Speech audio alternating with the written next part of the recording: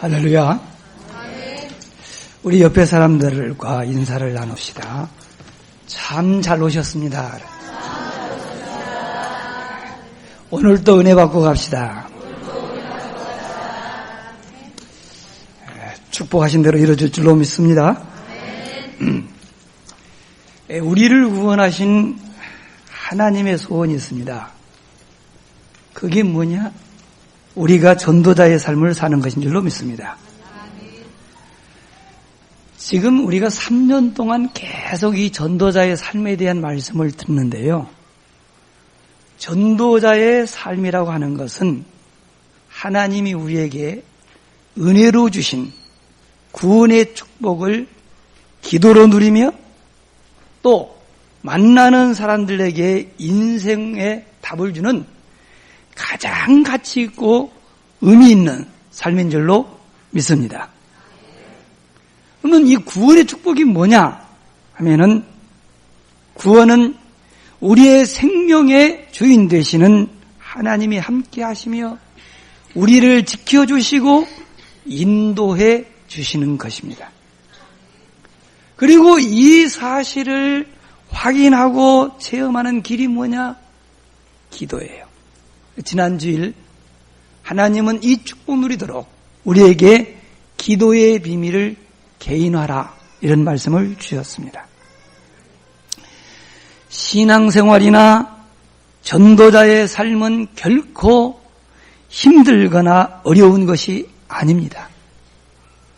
우리 주님은 말씀하셨습니다. 내 멍에는 쉽고 내 짐은 가볍다고.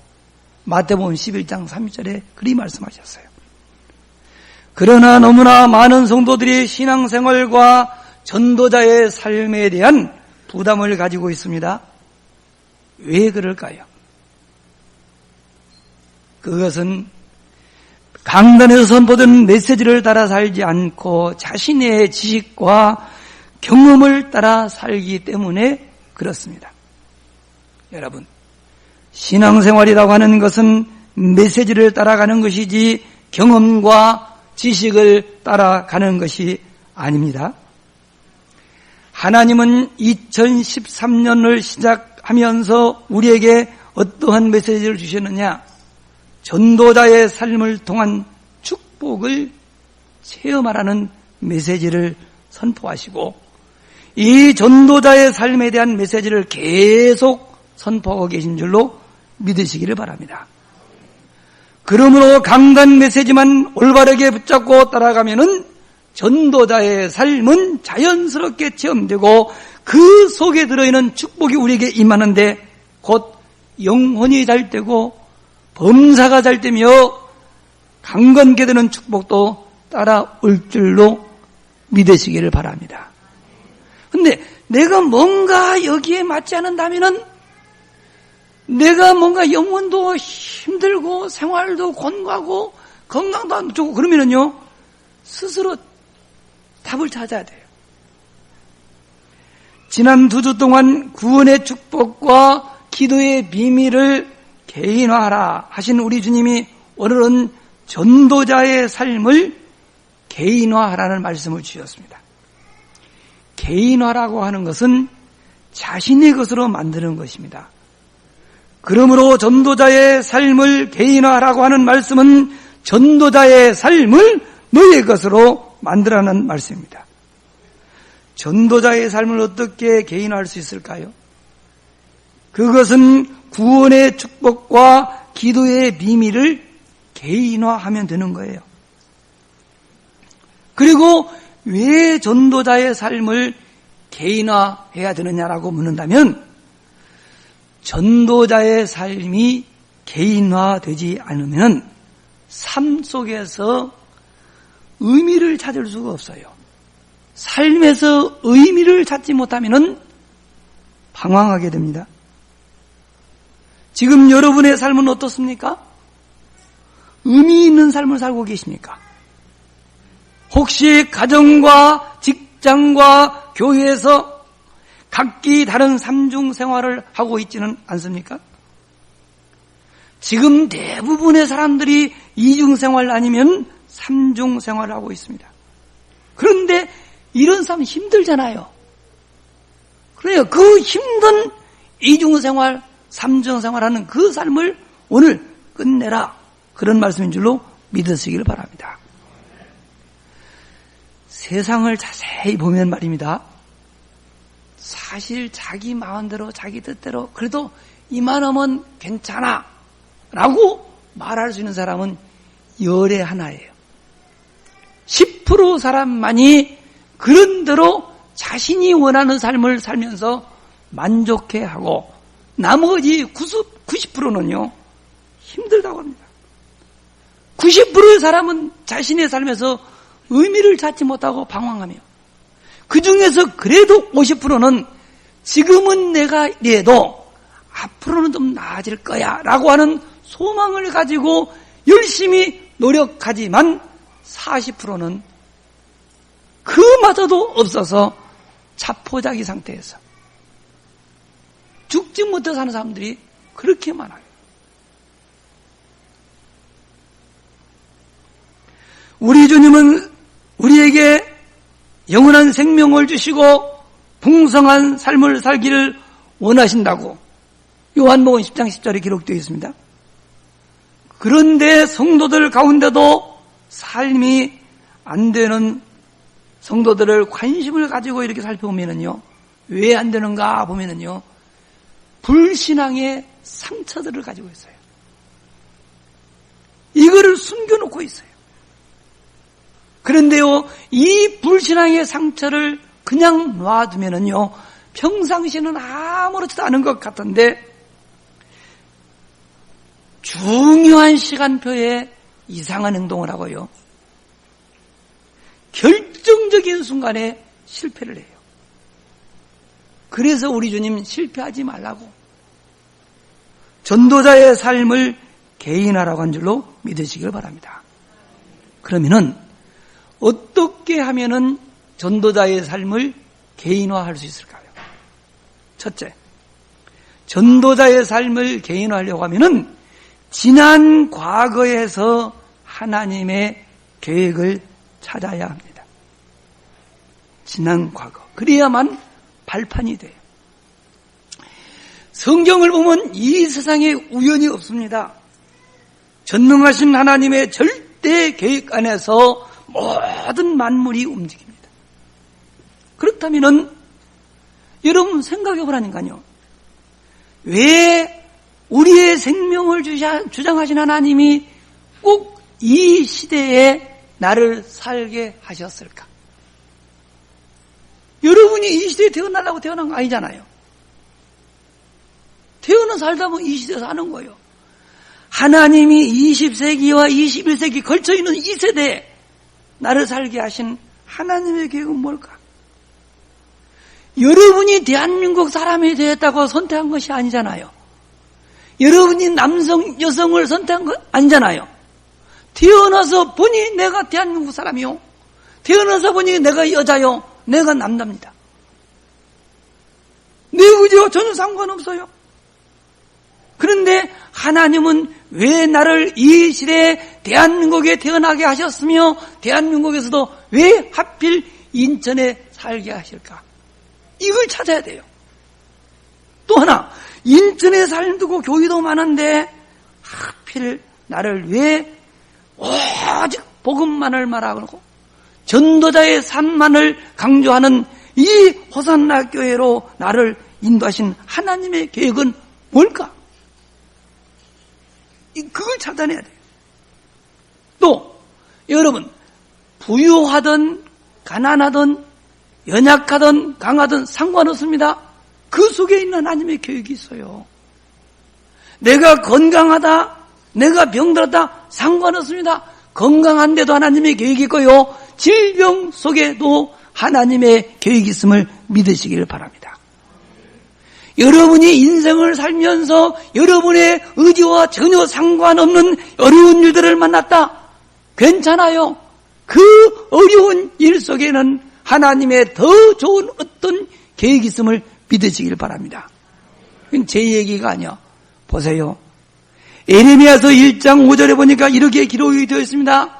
내가 너를 모태에서 짓기 전에 너를 알았고 네가 배에서 나오기 이전에 너를 성별하였고 너를 여러 나라의 선지자로 세웠으니. 우리 하나님은 내가 우리 어머니 뱃속에 잉태되기 이전부터 이미 나를 아셨대요. 내가 태어나기 이전에 이미 알았어요. 그리고 우리를 이 시대에 선자로 부른 사실 믿으시길 바랍니다. 사도행전 17장 26절에 보니까 인류의 모든 족속을 한 혈통으로 만드사 온 땅에 살게 하시고 그로 연대를 정하시며 거주의 한계를 정하셨으니. 국경이 있고 도가 있고 우리의 거주의 한계, 이게 다 하나님의 계획인 줄로 믿으시기 바랍니다. 히브리서 9장 20절에 보면요, 한 번 죽는 것은 사람들에게 뭐요? 정한 것이요. 참 안타까운 소식이 지난주간에도 있었지요. 참 공부 잘하는 수재들 다니는 저기 공주 사대부고 아이들이 해병대 훈련 받다가 5명이나 죽었어요. 인재라고 그러죠. 물론 인재입니다. 사람들이 실수해서. 근데 그 실수 속에도 하나님의 계획은 있어. 그게 발견돼야 돼요. 그것이 발견된다. 그걸 찾으면 돼요. 요한복음 15장 16절에 보니까 너희가 나를 택한 것이 아니요 내가 너희를 택하여 세웠나니 그랬어요. 우리는 내가 예수님이 좋아서 예수 믿는 줄 알았는데 성경은 아니라는 거예요. 하나님이 수많은 사람 중에 우리를 택하여 하나님의 자녀 삼으신 사실을 믿으시기를 바랍니다. 성경 이야기입니다. 여러분, 나는 무지한데요. 난 너무 연약해요. 가진 것이 가난해요. 괜찮아요. 하나님이 실수하여 부르신 것이 아닙니다. 고린도전서 1장 26절로 29절에 이렇게 기록이 되었습니다. 형제들아, 너희를 부르심을 보라. 육체를 따라 지혜로운 자가 많지 아니하며 능한 자가 많지 아니하며 문벌 좋은 자가 많지 아니하도다.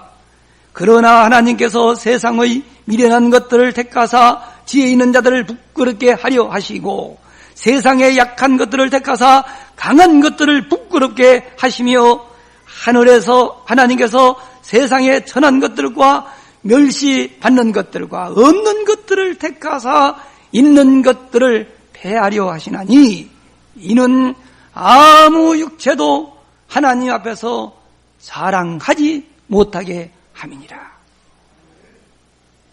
오히려 우리의 연약함 때문에 우리의 부족한 것 때문에 하나님이 우리를 택한 사실을 믿으시기를 바랍니다. 세상에는 똑똑한 사람을 필요해서 부르지만 하나님은 우리의 능력이 필요치 않습니다. 하나님은 우리의 도움 없이 얼마든지 당신의 일을 펼칠 수 있기 때문에 우리의 능력 수준 가리지 않고 우리를 택하여 부른 사실 믿으시기를 바랍니다. 잘 보세요. 고린도후서 1장 3절 4절에 이렇게 기록이 되었습니다. 찬송하리로다. 그는 우리 주 예수 그리스도의 하나님이시요 자비의 아버지시요 또 위로의 하나님이시며 우리의 모든 환난 중에서 우리를 위로하사 우리로 하여금 하나님께 받은 위로로서 모든 환난 중에 있는 자들을 능히 위로하시는 이시로다. 그랬어요. 혹시 이 시간 환난 중에 계시는 분 있습니까? 환난 중에 있다. 그 환난을 통하여 환난 당하는 자들을 위로케 하시기 위한 하나님의 계획인 줄로 믿으시기를 바랍니다. 나는 힘든데요. 괜찮아요. 우리 주님은 우리를 구원하시려고 십자가까지도 지셨어. 그보다는 나을 거 아니에요. 그렇지 않습니까? 근데 저는요, 이런 말씀을 진짜 믿고 돌아보니까 하나도 어떤 것이 없어요. 모든 것 속에 하나님의 계획이 있더라고. 내가 실패하고 실수한 것도 하나님은 그것을 들어서 좋게 좋게 만들어.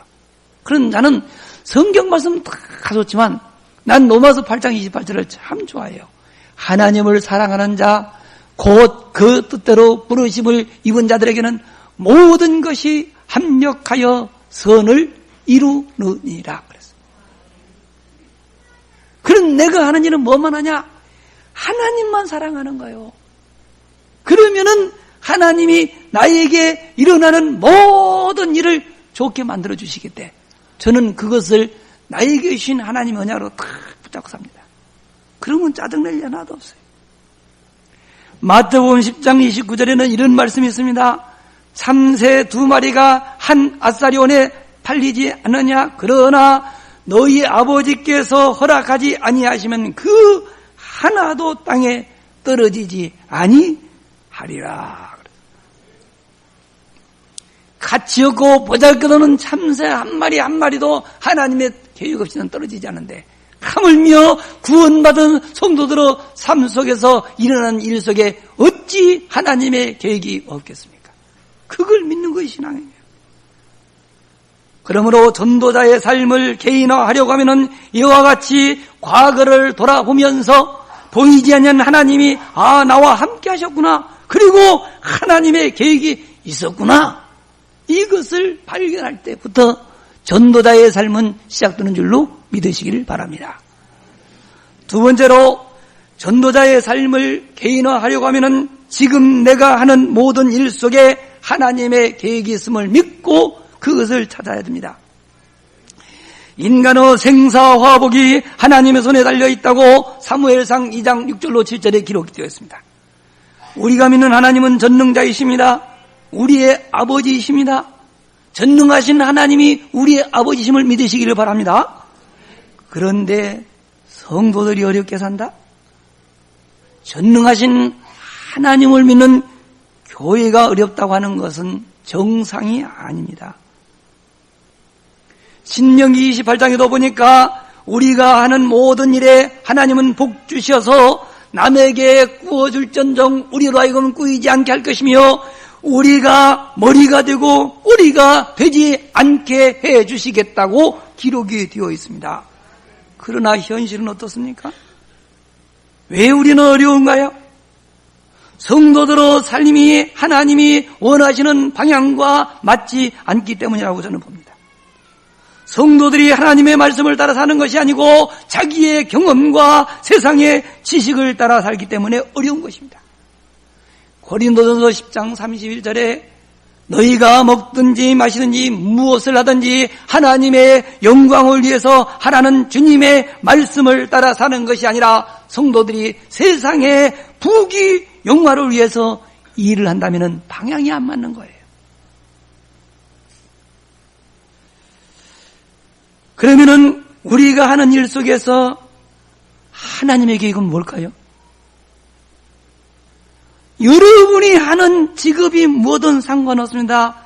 여러분이 하는 모든 그 직업을 하나님이 원하는 방향에다 맞춰야 되는데요. 하나님이 원하는 것은 뭐냐? 하나님은 여러분이 하는 그 업을 통해서 이 시대의 사단의 문화를 바꾸라는 거예요. 모든 업 속에 사단 문화 있어요. 산 타는 사람도 보니까요. 이번에 KBS 가서 에베레스트 산 촬영하는 거 나오더만요. 참 대단해요. 그 장비 메고 몸으로 가는 것도 힘든데 그걸 올라가서는데 사진 찍는 거 본다니까요. 근데 뭐 하는 거 보니까요. 산에 가다 상 차려놓고 엉덩이 찍기도 다 저래요. 사람이요. 위기를 만나면 다 그 짓 합니다. 어든지 다 있어요.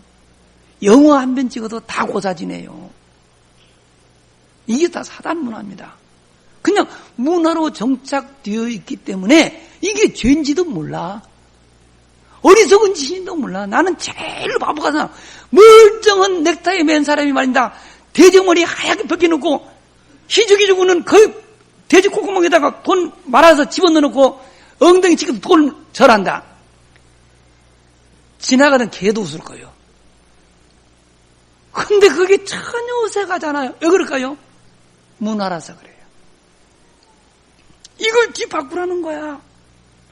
그래서 성경을 보시고 역사를 보십시오. 하나님은 언제든지 사단의 문화와 싸운 사람들과 함께 하시며 그들을 축복해 주신 사실을 성경 우리에게 가르쳐줘요. 우리의 믿음의 조상 아브라함은 갈대아 우르에 있는 우상과 싸운 사람이요, 모세는 애굽의 우상과 싸웠고요, 사무엘과 다윗은 블레셋 우상. 성경 다 보세요. 엘리야와 엘리사는 아람 나라의 우상하고 싸웠습니다. 다니엘은요, 바벨론의 우상과 싸웠어요. 하나님은 그들과 함께 하시며 그들을 지켜주셨고 그들을 통해서 당신이 참 하나님 되심을 온 세상 사람들에게 알리시고 그들을 축복한 사실을 우리가 다 알 수가 있습니다. 그렇다면은 우리가 싸워야 할 우상은 뭘까요? 이 시대의 우상이 뭐라고 생각합니까? 제가 바라보는 이 시대의 우상은 돈입니다. 왜냐? 모든 사람들이 모든 가치를 어디에 두고 있어요? 돈에 두고 있어요. 그래서 그 사람을 평가할 적에 연봉이 얼마냐? 자기들보다 많이 받으면 저 사람 나보다 나은 사람, 적게보다 나보다 못한 사람. 기준이 돈이요. 나는 돈이 이 시대의 우상이라고 봅니다. 두 번째 뭐가 우상이냐? 쾌락이요. 사람들이 뭐 때문에 돈 뭡니까? 돈을 많이 벌어가서 뭐 하던가요? 돈을 가지고 쾌락을 즐깁니다. 그래서 세상이 쾌락 문화가 발전하고 있잖아요. 쾌락이 문제입니다. 세 번째가 뭐냐? 자기 자신이요. 모든 사람들이 자기 중심적으로 살라고 그래요. 하나님이 중심이 아니에요. 하나님이 계시는 그 자리에 자기가 들어있고 돈이 있고 쾌락이 들어있단 말이에요. 이것과 싸워야 됩니다. 그러면 이 시대의 우상과 싸워 이기려고 하면 어떻게 해야 될까요? 여러분, 이 우상과 싸우는 길은 하나밖에 없습니다.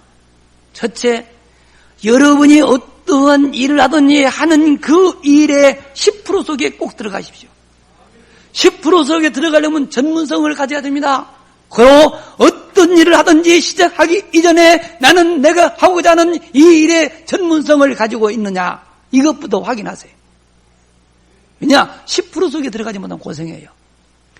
전문성 있는 10% 속에서 일하면요, 거기서 머무르지 마세요. 1%에 도전하세요. 그래야만이 세상을 이길 수 있습니다. 그리고 지금요, 눈에 보이지 않는 조직들이 있습니다. 프리메이슨, 뉴 에이지 운동, 유대인들이요, 전 세계를 문화 경제를 다 잡고 있는데요, 이들을 이길 수는 힘을 길러야 됩니다. 그 힘을 하나님이 우리에게 약속하셨어요. 그게 뭔지 아세요? 강단 메시지를 붙잡고 정시예배 드림으로 성령 충만을 받는 것밖에 없는 줄로 믿습니다. 이리 해서는 뭐냐? 내 자신 먹고 사는 삶 말고 사회를 생각하며 사회적 기업, 문화를 바꾸기 위한 문화적 기업, 선교를 생각한 선교적 기업을 위하여 지금부터 기도해야 될 줄로 믿습니다. 여러분, 하나님은 우리를 이 시대의 우상과 싸워 승리하고 문화를 바꿀 수 있는 파수꾼으로, 이 시대의 전도자로 부른 사실을 믿으시기를 바랍니다. 베드로전서 2장 9절에 이렇게 기록되었습니다. 그러나 너희는 택하신 족속들이요 왕같은 제사장들이요 거룩한 나라요 그의 소유가 된 백성이니 이는 너희를 어두운 데서 불러내어 그의 귀한 빛에 들어가게 하시니 아름다운 덕을 선포하게 하려 하심이니라고 했습니다. 여기에 맞추면 반드시 성공할 줄로 믿습니다. 세 번째로, 전도자의 삶을 개인화하기 위해서는 자신의 미래를 하나님의 계획 속에서 찾아내야 됩니다. 하나님은 우리의 과거와 현재뿐만 아니라 미래까지 완벽한 계획을 가지고 계십니다. 이 사실을 믿고 사는 것이 바로 전도자의 삶인데요, 앞으로요 틀림없이 옵니다. 아니, 바로 눈앞에 와 있습니다. 뭐가 온지 아세요? 통합시대입니다. 영적으로 통합되는 문화, 영적으로 통합되는 정치, 영적으로 통합되는 종교 시대가 바로 눈앞에 와 있어요. 고도입니다. 이러한 시대를 우리가 살리게 하여 지금 해야 될 일이 뭐냐? 우리의 후대인 렘넌트들이 일어나서 서밋이 되지 않으면 절대 이 통합시대를 이겨낼 수가 없어요. 그래서 우리 후대들을 문화 살리는 서밋으로, 정치 살리는 서밋으로, 종교를 살리는 서밋으로 세우는 것이 우리가 해야 할 일인 줄로 믿습니다. 우리의 미래를 거기다 걸어야 돼요. 그래서 우리가 어떻게 하면 구체적으로 우리 렘넌트들을 세 가지를 개인화시켜야 돼요. 우리 후대들에게 뭘 개인화시키냐? 하나님이 우리에게 주신 구원의 축복을 개인화시켜서 전도가 개인화되도록 해주고, 기도의 비밀을 개인화시켜서 혼자서도 살아남을 수 있도록 해주고, 전도자의 삶을 개인화시켜서 성공자가 되도록 해주는 것이 우리가 해야 할 일인 줄로 믿습니다. 말씀을 정리하겠습니다. 하나님이 우리에게 원하시는 것은 전도자의 삶입니다. 전도자의 삶이라고 하는 것은 하나님이 주신 구원의 축복을 개인화하고 기도의 비밀을 개인화하여 삶의 의미를 상실하고 방황하는 사람들에게 답을 주는 가장 가치 있고 의미 있는 삶이라고 하였습니다. 이러한 전도자의 삶이 개인화되어야만 시대를 살리는 서밋으로 설 수가 있습니다. 하나님은 우리를 이러한 축복의 사람으로 부르셨습니다. 베드로서 2장 9절 말씀 기억하시죠? 너희는 택하신 족속이요 왕같은 제사장이라고. 하나님이 구별한 거룩한 백성이요 하나님께 소유된 백성이라고. 우리를 어두운 데서 불러내어 그 생명의 빛으로 인도하신 그분의 아름다운 덕을 선포하는 자로 하나님이 우리를 부른 사실을 기억하시기를 바랍니다.